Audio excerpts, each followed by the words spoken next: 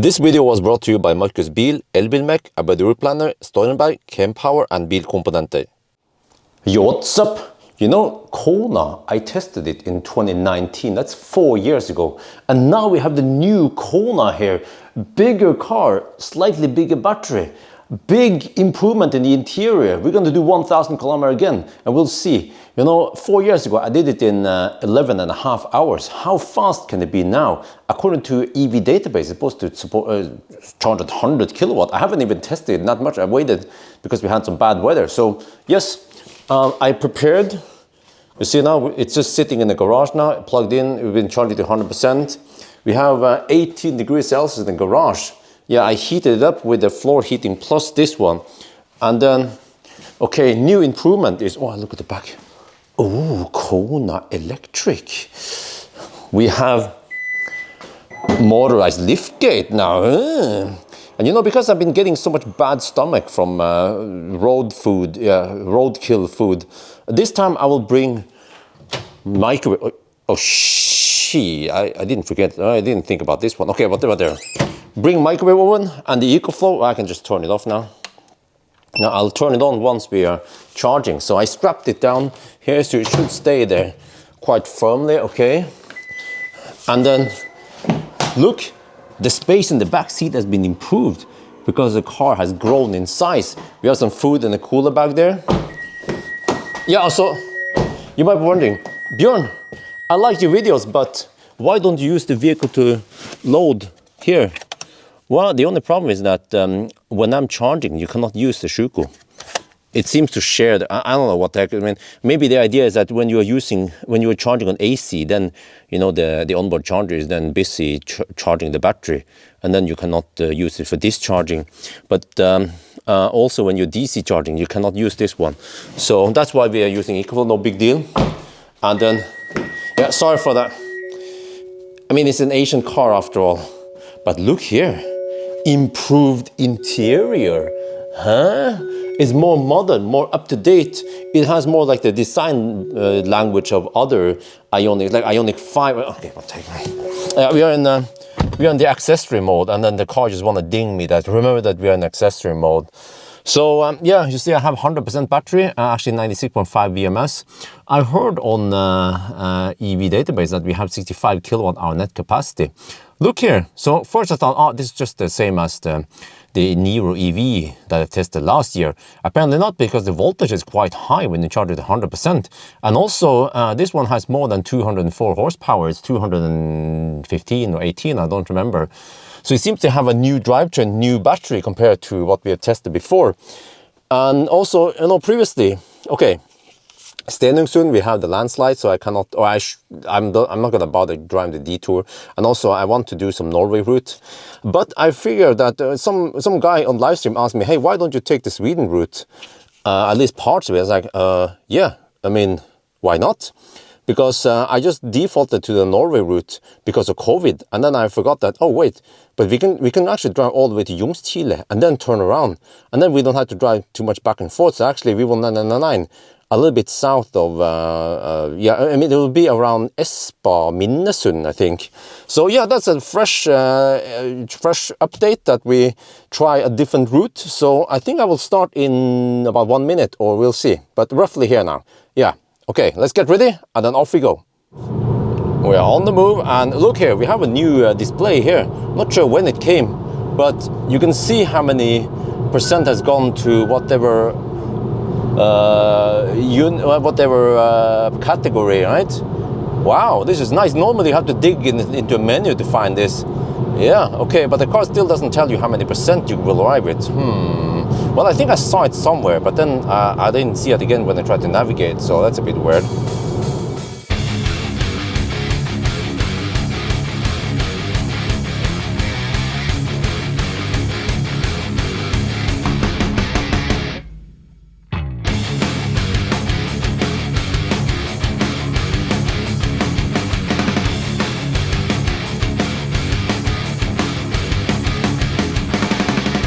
We are now in Sweden and we have 50% battery left, and I will show you that the state of charge scale is non-linear because You see, at 50% we have now 30 kilowatt hour left. So it means that the first half we had around 35 kilowatt hour, and then the second half now at the bottom we have only 30. Yeah, so this has always been a, I don't know, I would say a problem or something, but yeah. But look at the consumption, man. 226 watt hour per kilometer. That is simply amazing. So yeah, this Kona has improved the efficiency. The drag coefficient used to be 0.29, now it's 0.27. And you see it's cold outside. It was even 1 degree Celsius in Norway. And most other legacy automakers will be hovering at over 250 watt hour per kilometers in these conditions. Okay, we have tailwind. The wind is coming from the north today. But yeah, so you see, we have supposedly 182 kilometers of range left, and we are only 106 kilometers away from Ljungskile. So it seems like we should be able to make it to Ljungskile, maybe also start heading back before we have to charge for the first time. Huh? We are now at Tanum, and okay, so now we're down to 109 kilometers of range, and we are 71 kilometers away. So it seems like Ljungskile is the place we're gonna charge at. But you know, when you press this star button here, you have battery conditioning here. So this car has battery preheating. Wow, it has the alien technology. But not only that, but you see, if you navigate to a fast charger, which for some reason does not pop up, not all of them pops up on the map, it will preheat, but you can also manually activate it. And I think this is the time to activate it, because some guy in the live stream claimed that it only preheats until 20%. And now we have 33%, and it might be a bit slow. So we will arrive at the fast charger in half an hour. So let's activate it now. Boom! Oh, look here! There's an icon there. I don't know if you can see it. There. There's a preheating icon. Ooh, nice. Okay, so then it means that stuff here should heat up, because during the trip now, the car has been scavenging heat. We started with 20 to 28 degrees Celsius, and it scavenged heat from the battery, which is pretty good, because it then lowered the energy consumption. So if you go back to the map here, you see that, no, this one, map. You see here that for the most time now, we've been sucking only around 1 kilowatt, sometimes also only 700 watts for heating the cabin when cruising at motorway speed, and when it's 1 to 3 degrees Celsius. This is very good. Yeah, very good indeed. I just noticed that this one, the battery heater, is going up. Well, it was going up 23 degrees, so it's trying to heat up the battery. But also I noticed here, you see that battery care, well, it's 0% because that's accumulated, but it's now pulling 4.5 kilowatt. Yeah, so it's not that powerful. Tesla has around 6 kilowatt. So it's probably good to call that we start preheating now, so that we get good speed by the time good battery temperature by the time we arrive in around half an hour. We are now getting close to Hogstorp, and at 14.5% the battery preheating stopped. So that's a big improvement over 17.5, but there's another problem right now. You see here, we have 33 kilometers of range, and we are 33 kilometers away. Oh shit! I think we have to bail out at we have to bail out at Hogstorp supercharger. We can't go to Ljungskile, or I could probably reach it, but then I have to slow poke, but that's probably not a good idea. So yeah, let's pull out at Hogstorp instead. Wait, it's soon. Oh, this is Munkedal. Okay. And then, okay, we only preheated the battery to 21 degrees. We are now at Hogstorp charging, and oh, look at that! No, wait, that's amp. Wait, it's the shit. 30. It's too. I need to move. Okay, I move stall, and now we're getting the speed we're supposed to get at least. But the battery cooled down a little bit, so this is a bit unfortunate. But yeah, I've seen it way too many times that many V3 superchargers, they only give 37 kilowatt, even to Teslas I've been driving. So if I move stall, suddenly boom, I get 250 kilowatt or whatever, right? So the same was the case here. See, at least we should be getting 90 kilowatts. So yeah, I had to deduct 5 minutes because of this. We had a little bit of handshake problems also, and maybe I was too eager plugging in or some shit like that. But yeah, at least it should peak at 100 kilowatt. Maybe once this one hits 25 degrees, and then it's supposed to maintain the speed until over 60%. So let's see. Well, I think it's time for some food. And you know, I've been having some bad stomach lately from the gas station food. So that's why I bring my own food. I have more later.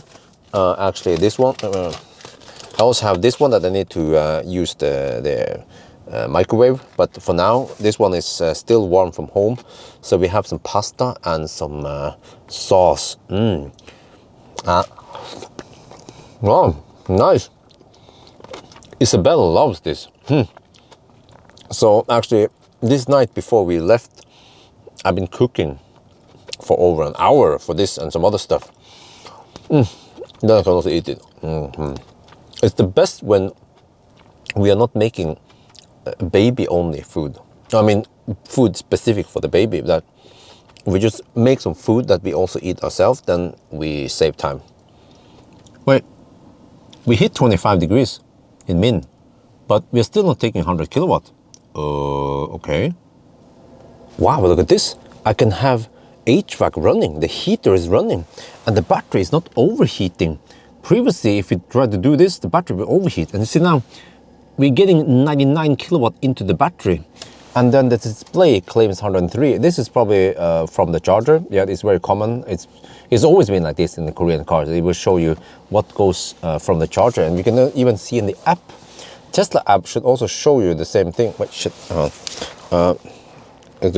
come on. I have problems nowadays because, oh, that's just my notes. Because I'm so dry on my hands, so I have problems unlocking the. There, you see 102 reported by the charger, or I mean from the app. 103 there, and then wow, you see. This is awesome charging speed. It would be awesome in 2019, but in 2023, then I'm afraid it's not cutting it. Other cars are charging at 150 or 170 kilowatt. For example, Model Y, a rear-wheel drive from Giga Berlin with the BYD Blade battery has flat 170 kilowatt curve until around, well, depending on the situation, around 30 to almost 50%. So, but it should throttle at 62%. That's what someone claimed. Okay, the plan now is to drive to Ljungsile. You see here, this one here, yeah, it's closed. So we just turn around there and then we head north towards Norway again. We are back on the road. So the best deal was to charge to 69%. Around 62% it throttled to 75 kilowatts. But then at 69% it throttles to only 48 kilowatts. So yeah, I noticed that, okay, the battery heated up to 32 to 41 degrees. And then now it's scavenging heat from the battery. You can see here that, let me see if we can show here. Right there. We see that battery care is now pulling 460 watts. And then climate is pulling something. Well, they might be a little bit out of sync, but I think what's happening now is that it scavenges heat from the battery to heat up the cabin, and that's why you see these numbers. But it's probably not cooling down the battery, well, too aggressively, is it? But you can see here also that the inlet is 20 degrees, so it cools down the battery right now, hopefully to heat up the cabin and not to dump it out on into the environment.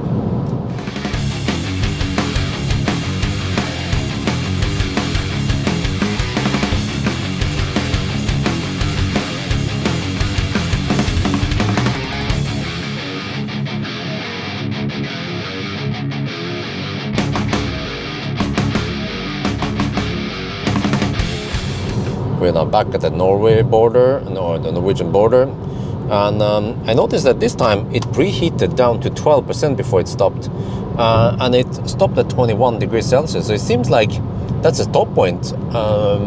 We can try to go deeper next time maybe. But okay, anyway, I have now 6.6 kilowatt hour left, and I'm not sure where we need to stop, but it seems like we might have to stop at Svinesundsparken. Yeah, the destination I set, okay, is too far away, 27 kilometers away from, what is that? Yeah, but we have 24 kilometers of range. So yeah, but we have plenty of chargers in Norway side, so no worries. We are now charging at Svinesundbakken, and you see now we start at 90 kilowatt because this car seems to be capped at 230 amp. It's a bit weird cap. I would prefer that that the amp could be at, let's say, 250 or 300 or whatever, right? It should charge at flat 90 kilowatt. No, sorry, it should charge flat at 100 kilowatt from the bottom. So, I mean, no big deal. We're getting 90 kilowatt here. And also, it seems like even at 22 degrees Celsius, we do get the maximum speed. So, it's not cold gating or anything. So, yeah, now we're going to go to, I'm not sure where, but we have to drive around 120 something kilometers before we stop. So, if I just navigate like here, no, that's, for example, there-ish. Or whatever. I'm not sure where I'm gonna go. I think that's too close. No, don't bug me on that one.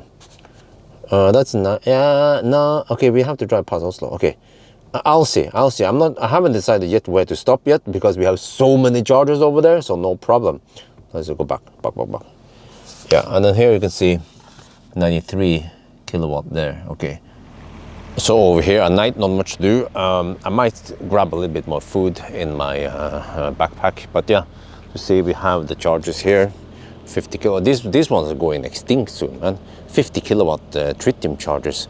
We have the hypercharger there, and yeah, Shell is close. I mean, it's open, but just the door is closed. But you can enter you can buy. What? Well, can you open it? Can you? Okay, whatever, but I don't have to buy anything. So yeah, let's go back into the car. I can show you, by the way. A Kona has grown in size. It's bigger than before. You see? It used to be kind of short, yeah, and I feel the comfort has also been improved. Maybe a longer wheelbase. It doesn't feel as bouncy as before. And also the auto steer, by the way, has been working great. It doesn't feel typical Asian. It feels more like German. So the whole car in general, let me see if I open this one, feels nice to use and nice upgrade. I forgot to show you guys. I don't know if you can see it there, kinda. You see the head-up display there? It's not focusing on the head-up. This is true head-up display.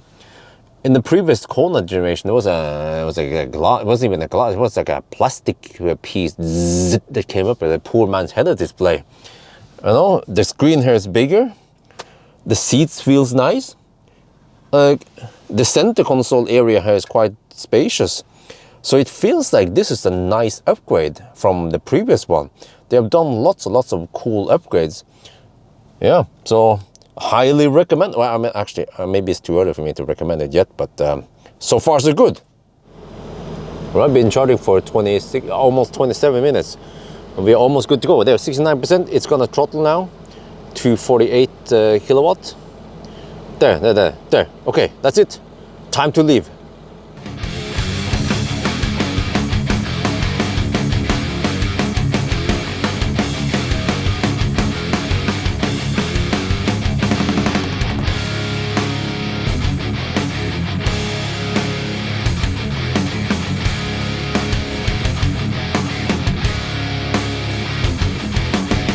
We are charging now.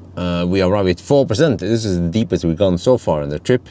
And yes, we are capped at 230 amp again. And now, because the voltage on the battery is a bit low, then we take 89 kilowatt hour per hour.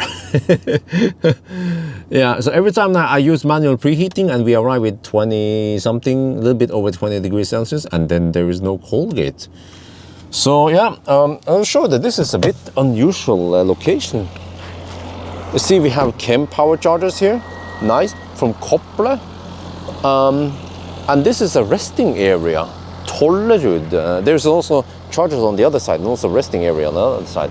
So it's a resting area right by the highway. And what's nice here is that we have a toilet there, and then there's a grill, but that's closed now. But whatever, I mean, I brought my own grill. Let me just check if things are still intact there, if it has moved or anything. Oh shit, it moved a little bit. Oh, I need to adjust this. Yeah, oh shit, I need to adjust and tighten, re-tighten. We good. Now it opens better. Yeah. all right, all good. Let me see how it's going in here. I like it that we have this utility mode or whatever, and that you can just fire up the car and heater is running, nice and warm in here because it's cold. It's freaking -1 degrees outside, and the battery doesn't overheat when we run the heater. That is not always the case for other cars.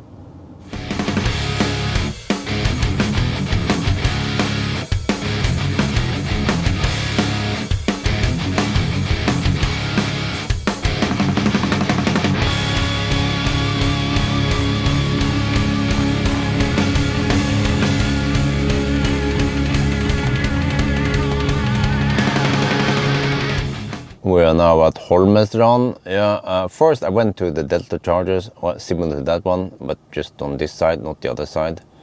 And it kept failing handshake. So now we are here at the hyperchargers that said okay, and now it works right away. So yeah, just like last time, every time pretty much this happens, we get 90-ish kilowatt in the beginning. Yeah, nothing else going on. So yeah, seems like it's going to be almost 6 by the time I leave here, and that means that we might hit some morning stau. It's Monday morning now. Shit. Oh shit. I hope there's not going to be too much traffic here. It's going to be around 6:30 by the time I pass by Oslo. Oh well. Okay, let me see. Let me try to search for something here. If I search for Ioniq Dal. How far away are you? Searching there. I found what? Huh? What? It didn't find Ioniq Dal. What Ioniq did you find here? Ioniq Larvik. No, it's the one north of Oslo. This one. Huh? Okay, I don't know. Well, maybe I missed it there. Okay.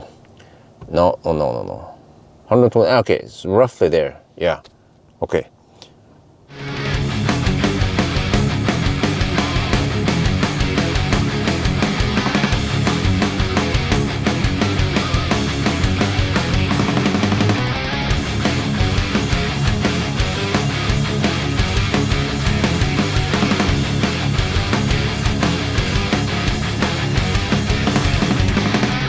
We are now charging at Tangen. This is going to be the last charging stop. And if you see here, 880 kilometers. This car underreports by 0.3%. So, oh shit. So we have to count to 993. And we have to drive another 113 kilometers.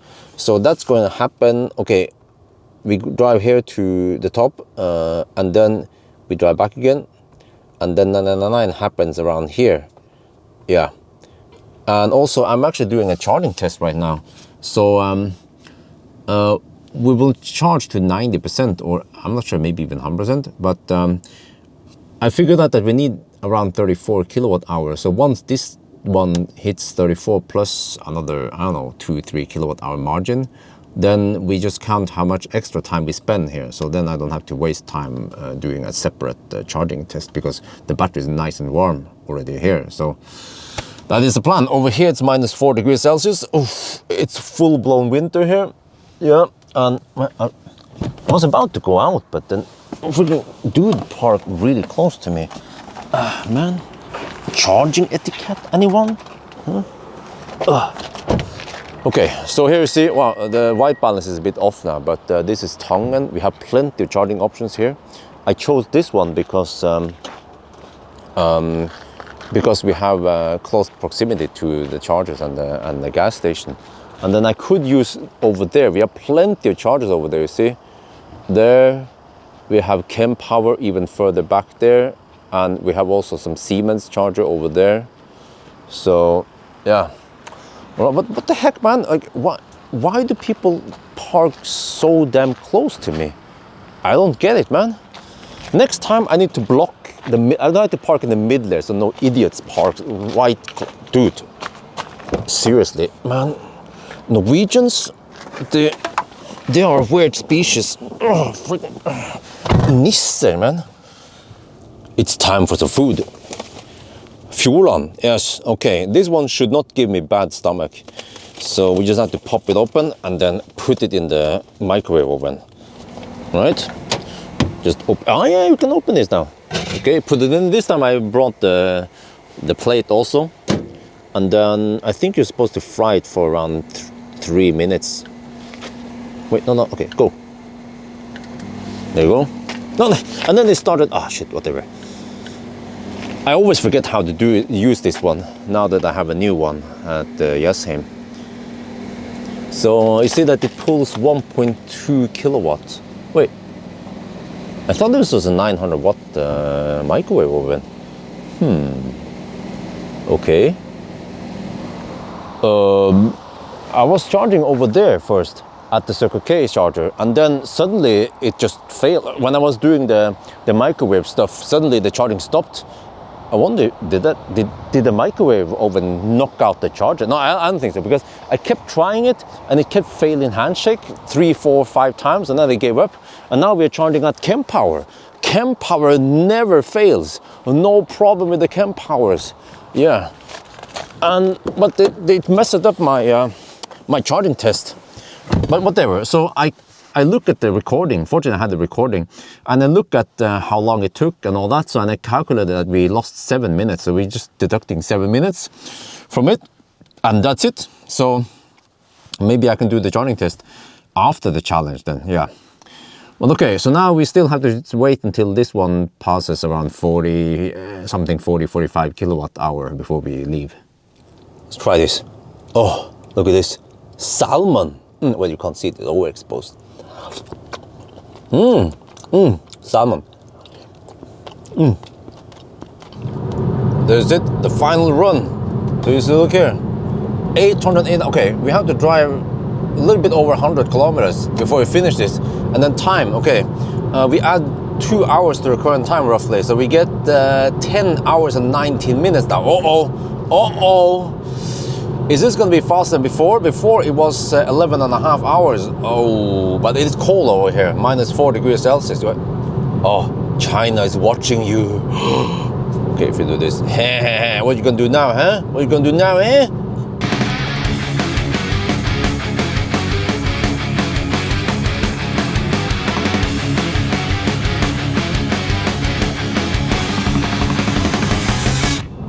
Well, let's do the countdown. 9993, a little bit late. 9994, 9995, 9996, 9997, 9998, 9999. That is 1000. Consumption 258. Okay, time 909. Oh shit, 909. Which means 11 hours and 10 minutes. Oh, a 20-minute improvement over the old Kona. And it's even winter over here. Look, it's freaking winter here. Wow. Well, anyway, so how fast was this? 11:10 is 20 minutes faster than the old Kona, but remember that it was winter run. It was quite cold today, well, relatively speaking. And I think in summer it would be at least 10 minutes faster, maybe even more. So we're talking about below 11 hours then. And compared to other cars in similar price range, size range, then they have also roughly the same time, like Niro, okay, or ID3, or what's again, Aria. Yeah, Model Y, it's a bit more expensive, even the rear-wheel drive, but you then get more space, and then you get faster charging, and also it's faster in the 1,000 kilometer challenge. But yeah, so I felt like the old Kona was lagging a little bit behind, but then the new one is better, but not in just one thing. Like I mentioned, they have a bigger screen, more updated interior, slightly better soundproofing, even though it's not that great. Head-up display, if you go for this one, yeah, the exclusive one that we have here costs 433k NOK. And what else is it? Yeah, it seems to be good Bose sound system. It sounds really good. I need to review that in the other video, range test. Electric lift gate, so it has also nice improvements over the old one. So if you have the old one and you consider the new one, yeah, go for it. It has lots of good improvements. And if you never own a Kona before and you consider it now, then you know that if you go for the new, it's like you go for a car that is fairly up to date versus other cars in the same market. But versus, you know, when I tested the Niro EV, the new, that was it 1 year ago? I was not impressed. They didn't do much improvement. Kia, Hyundai, they are same, you know, the same group. The charging wasn't that great, and also the car didn't really get that much improvement. But this one is a lot better, Kona new versus old Kona. So when I kind of talked down on the new Niro, it was for a good reason, because you could get other cars like Aria, but now this one is a worthy Aria competitor even. So it's like 2 thumbs up from me then. Yeah, hopefully Niro also gets the upgrade, or maybe they should just ditch all that stuff altogether, because this is, after all, just front-wheel drive. They're building on a platform that will not be the future. The future is an eGMP platform, so yeah. But anyway, okay, at least we did the test, and it did it well. But 100 kilowatt in 2023 might be a little bit slow. It should be 150 to stay on par with the competitors. But anyway, I think that's going to be it for now. I hope you guys enjoyed this video. As always, thank you for watching, and talk to you later.